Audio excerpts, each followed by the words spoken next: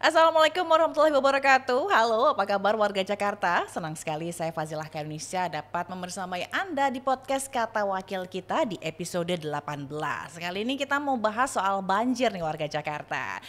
Nah, jadi warga Jakarta, BMKG ini memprediksi musim hujan yang datang lebih cepat di periode tahun 2025 sampai awal tahun 2026.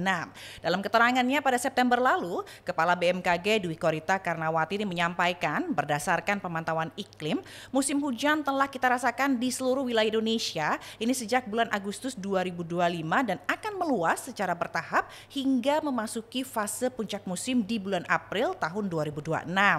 Dan karakter musim penghujan tahun ini dan awal tahun 2026 ini menurut BMKG cenderung maju dan ada sejumlah wilayah yang perlu memitigasi potensi ancaman bahaya hidrometeorologi yang dapat menyebabkan banjir.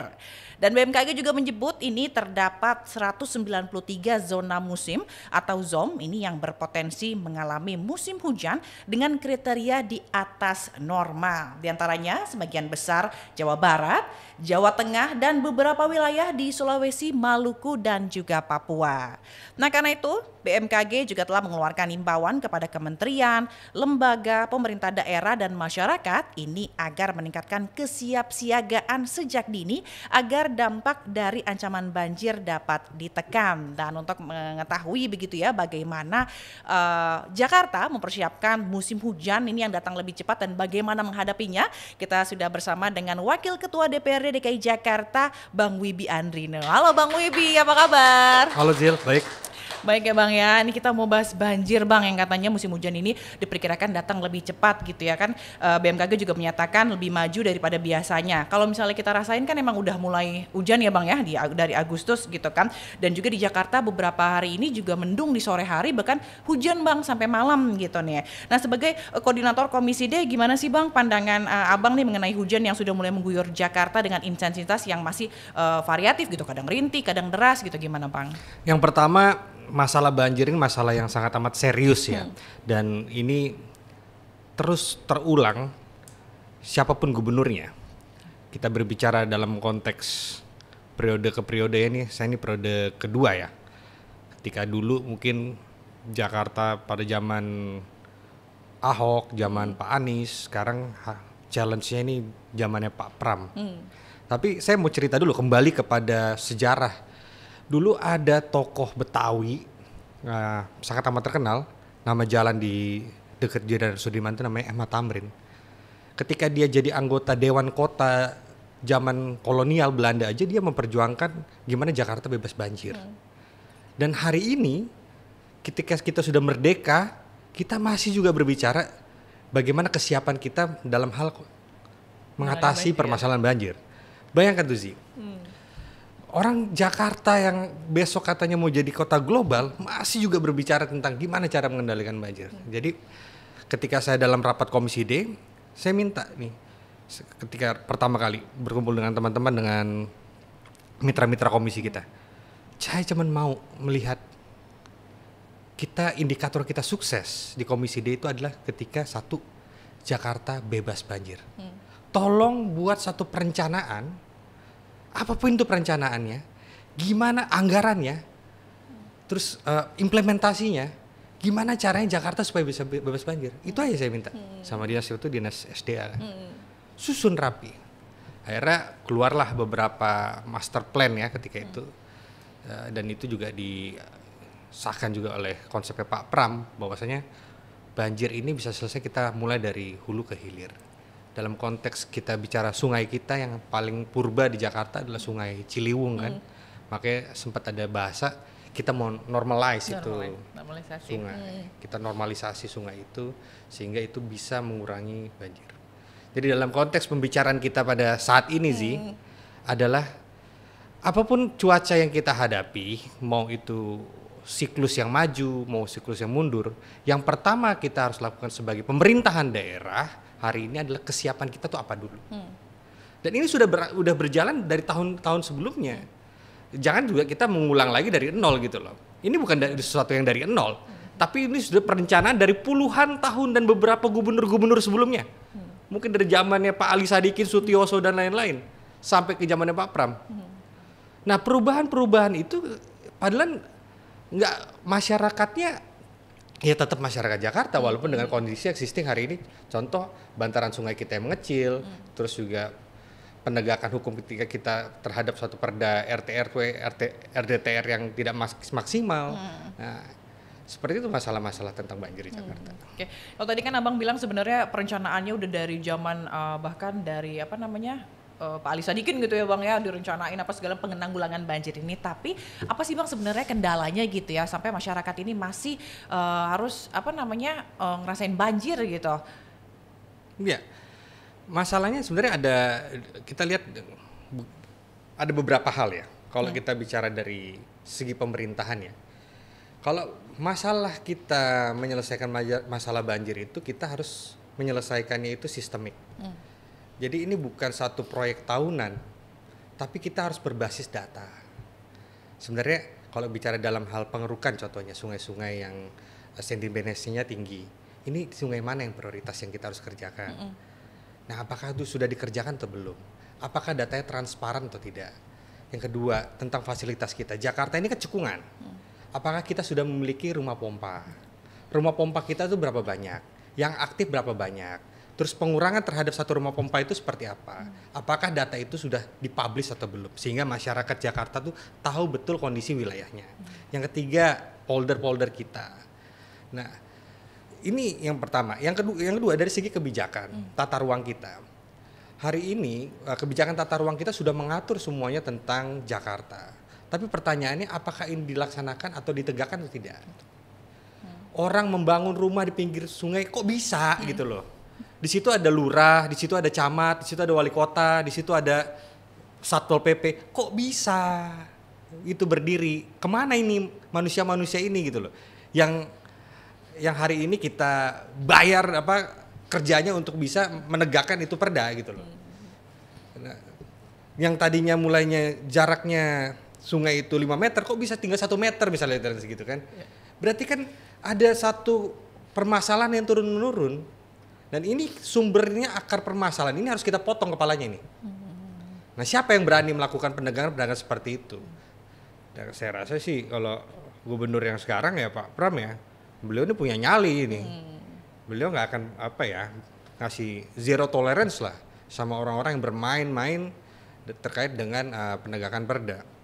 Dan kami di DPRD di bawah kepemimpinan yang baru ya, pimpinan-pimpinan yang baru ini juga kita mau ada sesuatu legacy lah yang kita udah jadi pimpinan di sini, bahwa kita hidup di politik ini tidak terus menerus, tetapi dalam periodisasi yang kita dapatkan hari ini, amanah yang kita berikan, kita kasih yang terbaik.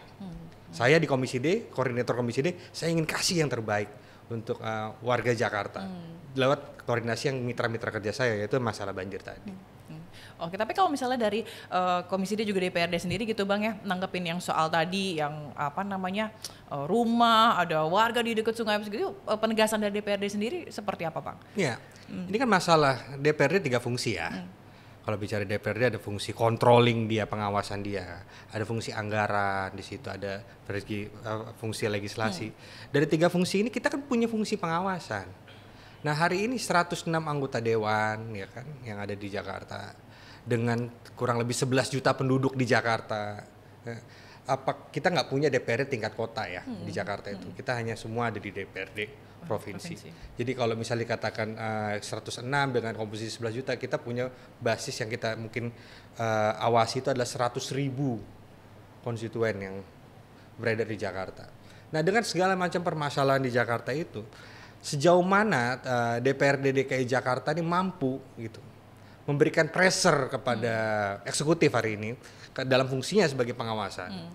Tidak hanya sebagai satu mitra kerja yang hanya duduk bicara dan selesai seperti itu aja, tapi bagaimana kita bisa mempressure eksekutif bisa melaksanakan apa yang direncanakan.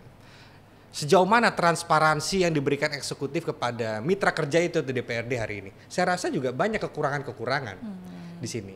Ada loophole di sini, ada missing link di sini antara tugas daripada eksekutif dan pengawasan yang dilakukan oleh DPRD. Eksekutifnya kurang memberikan transparansi, mungkin juga DPRD kurang juga menekan untuk mengawasi. Sehingga mungkin terjadilah seperti ini. Yang dibutuhkan hari ini adalah mungkin saya katakan ya, social control. Tidak hanya eksekutif dengan legislatif, tidak hanya DPRD dengan mitra kerjanya yaitu dinas-dinas ataupun gubernur, tetapi masyarakat yang hidup tinggal di situ apakah mau membiarkan kota yang dia cintai, kota yang dia lahir di situ hancur begitu saja? Di mana social control itu?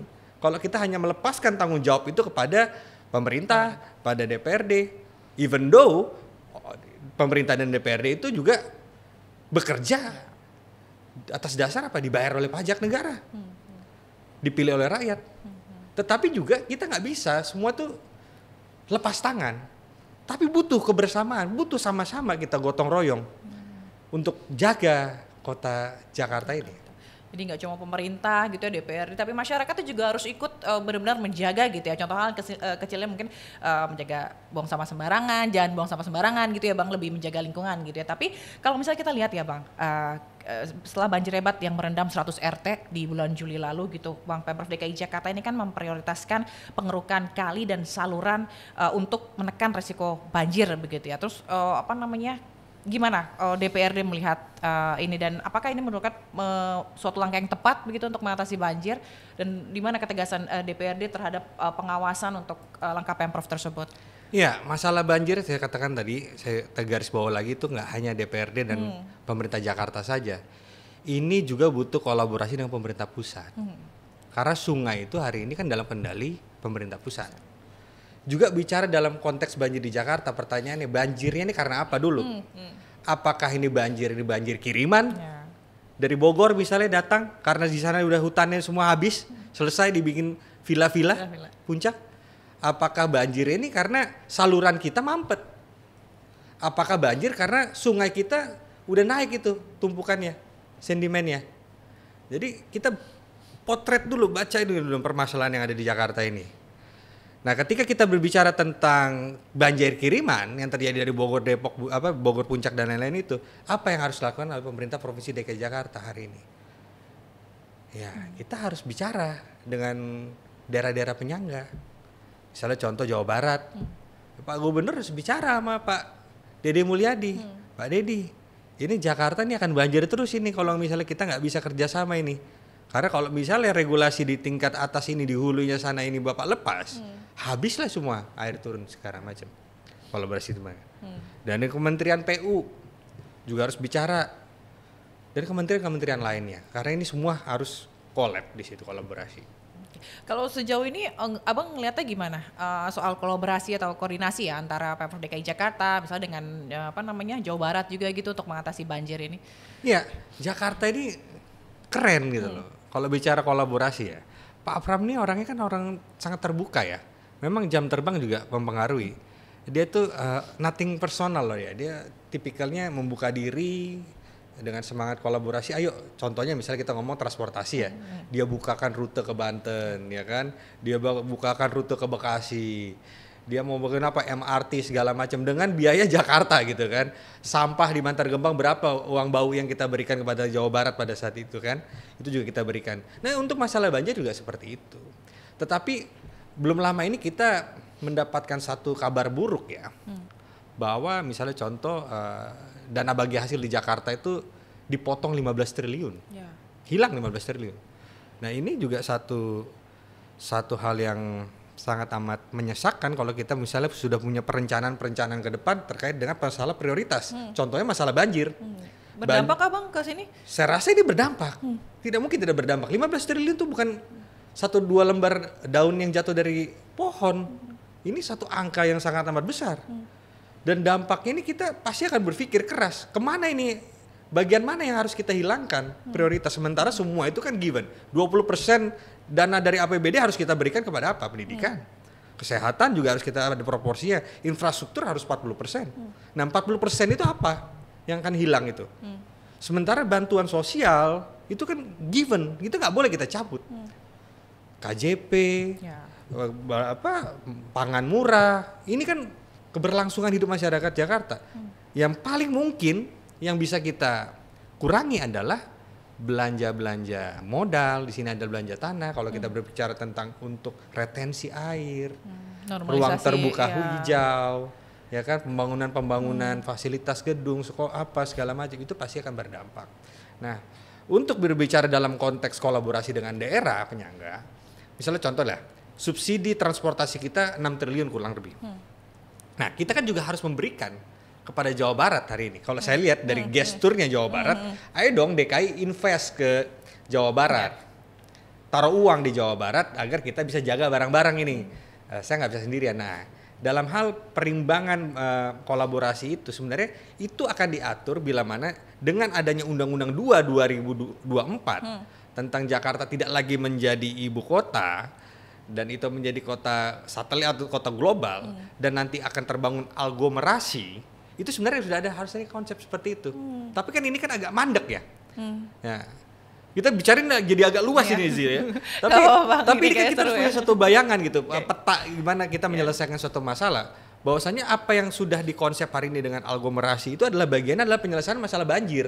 Banjir, polusi, transportasi, perekonomian, hunian. Nah, ini kan satu hal yang sama itu. Ya kita satu eratan gitu loh, yang nggak bisa lepas satu persatu. Kita hanya menyelesaikan masalah banjir saja tanpa menyelesaikan masalah hunian. Kita nggak bisa menyelesaikan banjir saja tapi tanpa menyelesaikan masalah transportasi dan lain-lain. Itu satu sistem. Dan ini harus yang kita urai bareng-bareng. Kita harus duduk bersama. Jangan menyelesaikan satu masalah akhirnya mengakibatkan permasalahan yang lain. Ya. Tapi Bang, ini nanti berdampaknya signifikan nggak sih Bang ke penanganan banjir ini ya, kayak pembangunan polder gitu, terus ini kan termasuk rumah juga pompa, dalam rumah pompa ini kan termasuk juga dalam prioritasnya SDA ya untuk menangani banjir gitu. Akan berdampak ke situ nggak sih Bang? Ini akan dibahas besok. Oke. Dia baru akan dibahas besok. Ini akan dibahas besok. Dalam pembahasan Badan Anggaran besok, kalau nggak salah saya itu akan dimulai tanggal 20 Oktober, itu akan membahas tentang prioritas-prioritas apa saja yang mungkin akan terdampak. Kita sih harapan tidak, tapi itu juga tidak mungkin tidak gitu kan. Nah, ini akan proporsi di tiap-tiap komisi dari A, B, C, D, E itu akan terkontraksi saya rasa. Ini agak lebih kencang besok. Saya nggak tahu apa ya. Saya melihat mungkin maksudnya dari Pak Purbaya, Menteri Keuangan itu baik ya. Agar setiap provinsi, kota itu agar lebih efisien, efektif dalam menggunakan keuangan daerahnya. Jangan menghambur-hamburkan uang dalam satu program yang tidak jelas. Sehingga dipres dulu sama dia, dilihat apakah ini terkontraksi atau tidak. Kalau dia baik-baik saja berarti memang ternyata betul yang dibutuhkan hanya segitu. Jakarta hanya butuh 79 triliun untuk menjalankan kota ini. Tapi kalau misalnya ternyata dalam perjalanan 79 triliun itu sangat amat membuat kita muntah. Dan rakyat Jakarta itu bisa terimplikasi dengan adanya efisiensi itu dan pembatasan itu, otomatis saya rasa keran itu akan dibuka pelan-pelan. Tapi kalau misalnya sebagai koordinator Komisi D gitu ya Bang, untuk eksekutor Pak Pram di lapangan ini kan dinas khusus banjir gitu ya, dinas SDA gitu kan. Nah itu gimana kinerjanya menurut Bang Wibi? Masalah banjirnya ada 3 dinas penting. 1 dinas SDA, 2 dinas Bina Marga, 3 itu dinas lingkungan hidup. Ini tuh semua nih harus dalam satu frame berpikir yang sama dalam hal menyelesaikan masalah. Mulai dari sampahnya, mulai dari jalanannya, trotoarnya, apa segala macam. Memang saya rasa ini agak kurang 3 ini untuk kerjasamanya nih. Saya rasa ini masih jalan sendiri-sendiri. Gimana tuh jalan saya rasa masih jalan sendiri-sendiri. Masa Bina Marga masih ke kanan, SDA ke kiri, LH ke tengah. Nah, ini kan sebenarnya dalam koordinasi Komisi D. Hari ini mungkin asisten pembangunan di sini. Catatan untuk Pak Afan, bagaimana 3 dinas ini dalam hal penyusunan anggaran ini tidak ada duplikasi. Dalam hal kegiatan ini tidak ada duplikasi. Ini disusun baik dan ketika ada pembangunan ini juga semua termonitor. Misalnya contoh ada bangun jalan di sini, ada bangun lubang di sini buat SDA di sini. Misalnya contoh lah ya, proyek-proyek yang berjalan di Jakarta di sini kan udah kayak Jakarta ini hari ini kalau kemarin-kemarin kan lubang semua di mana-mana proyek. Kok bisa dalam satu jalan itu yang ada traffic tinggi, ada proyek SDA, ada proyek Bina Marga, mungkin ada proyek LH misalnya contoh seperti itu. Kan sederhana sekali kita melihat koordinasinya. Nah, kalau misalnya 3 proyek itu berjalan di satu tempat, warga yang di situ, ini apa ini? Ini Jakarta Gotham City atau apa? Nah, itu ya. Jadi dalam hal penyusunan blueprint kerja, 3 dinas utama ini memang harus benar-benar clear. Saling mengetahui. Kamu kerja apa, saya kerja apa, ini kamu kerja apa, sendiri-sendiri. Nggak bisa dia mereka sendiri-sendiri. Oke, lalu Bang, ini kan selain curah hujan tinggi ya Bang ya, banjir Jakarta ini juga kerap dipengaruhi air kiriman dari kawasan aglomerasi tadi juga disampaikan oleh Bang Wibi gitu ya. Dan tata ruang di penyangga Jakarta itu juga jauh dari tepat guna. Nah sebagai contoh nih Bang, alih fungsi lahan dan minimnya ruang terbuka hijau di sepanjang Sungai Ciliwung gitu kan yang menjadi penyebab parahnya banjir yang terjadi. Nah gimana nih Abang ngelihat hal ini dan sejauh mana sih Bang sebenarnya pemerintah ini sudah banyak mengeluarkan aturan begitu ya agar pemanfaatan ruang tepat guna untuk menunjukkan pengendalian. Tapi kan selama ini implementasinya kan belum semua terpenuhi gitu. Gimana Bang? Ya, saya nggak mau menyalahkan masa lalu ya. Pemimpin-pemimpin yang lalu, apakah itu pertanyaannya kenapa belum bisa selesai sampai dengan hari ini? What's the problem gitu? Masalahnya apa? Tetapi yang hari ini kita sedang jalankan adalah kita ingin menormalisasi Sungai Ciliwung. Kita rapikan Sungai Ciliwung yang kurang lebih dari atas itu dari Ataun sana tuh puncak itu kurang lebih 100 sekian kilometer sampai ke. Nah ini pengerjaannya sudah dalam tahapan-tahapan dan ketika dalam prioritas anggaran Kepala Dinas SDM mengatakan kita tidak mau ada belanja tanah atau belanja yang lain itu di luar daripada Ciliwung dulu Pak. Kita fokuskan Pak, anggaran kita terbatas. Kita mau bereskan di Ciliwung dulu Pak. Tapi kita harus berhadapan dengan ya tadi saya katakan kita kehilangan cukup banyak uang dari dana bagi hasil yang di-cut sama pemerintah pusat. Apakah itu berimplikasi? Kita lihat nanti. Lalu Bang kalau misalnya kita lihat ada satu aturan begitu ya peraturan presiden nih Bang nomor 54 tahun 2008 tentang penataan ruang kawasan Jakarta, Bogor, Depok, Tangerang gitu ya juga Puncak Cianjur serta peraturan presiden ini tahun 2020 tentang rencana tata ruang kawasan penataan Jakarta, Bogor, Depok, Tangerang, Bekasi dan Cianjur. Nah ini kira-kira apa nih ambil kebijakan apa Jakarta dalam hal ini? Ya ikut aturan dong. Yang namanya peraturan presiden kan, perpres. Ini peraturan dari presiden. Kalau gubernur tidak melaksanakan, ini gubernur nggak bener ini, ya kan? Disentil pula sama presiden. Pertanyaannya, peraturan pelaksana ini, peraturan presiden ini dilaksanakan dengan baik atau tidak? Karena kita yang di bawahnya kan mengikuti. Dipanggil nggak? Diperintah nggak? Ditanya nggak? Nah kalau dipanggil, diperintah, ditanya nggak, siapa yang manggil ini semua? Siapa yang mengkoordinasi di atas ini semua? Kalau ini nggak jalan, misalnya contoh lah Menko Infrastruktur, misalnya AHY lah, yang mestinya berbicara dalam konteks pembangunan dan lain-lain. Dia sudah melakukan ini, mengkoordinasikan ini nggak dengan kepala-kepala daerah semua ini? Tinggal Jakarta terima perintah. Oke, nah Bang ini kita balik lagi soal perkiraan BMKG tadi gitu ya Bang ya, yang dimana musim hujan ini lebih cepat begitu dari perkiraan awal dan juga potensi banjirnya. Nah apa mungkin yang akan disampaikan Abang gitu kepada masyarakat Jakarta untuk ya soal tadi kolaborasi soal banjir ataupun soal apa ya taat aturan gitu soal lingkungan, silakan Bang. Saya berharap pertama pemerintah harus kasih early warning ya kepada masyarakat Jakarta terkait dengan hal-hal seperti ini. Apalagi ini faktor alam kan. Ini prediksi BMKG akan ada kemaju curah hujan. Jadi early warning ini harus dipersiapkan baik dari pemerintah kepada masyarakat. Di sini society sekarang kan operasional RT RW kan mau meningkat nih. RT RW ya kerjanya sekarang juga mengingatkan masyarakat kembali. Pertama sampah-sampah di wilayah. Terus juga pengawasan titik-titik yang memang rawan terhadap banjir, mitigasi terhadap titik-titik yang rawan banjir itu seperti apa, mulai dari posko, apa segala macam, ini sudah disusun baik. Perencanaan itu kita nggak boleh ada kebakaran dulu baru kita turun. Tapi kita bikin perencanaan kalau misalnya kita udah tahu titik rawan ada di mana. Jadi kalau misalnya ternyata di situ ada genangan air, warga harus kemana? Terus juga apakah kita harus perlu ada dapur umum segala macam, jangan bantuan menumpuk di satu tempat. Ini sederhana sekali. Manajemen. Ini di manage. Siapa yang memanage ini? Diorkestrasi. Titiknya sudah ada, blueprint sudah ada, jadwalnya sudah ada. Jangan dibiarkan rakyat itu kayak sekarang ini ada kapal mau tenggelam, ayo semua ini duduk ya, duduk tenang ya. Ada tuh siswa-siswa anak SD Korea diperintahkan kaptennya, dia duduk tenang. Kamu nanti akan dipanggil keluar. Dia karena saking dia disiplinnya, dia tetap duduk tenang. Dia tunggu sampai kapalnya tenggelam dan meninggal dunia. Wow. Kita nggak mau itu terjadi kepada rakyat kita. Jangan sampai.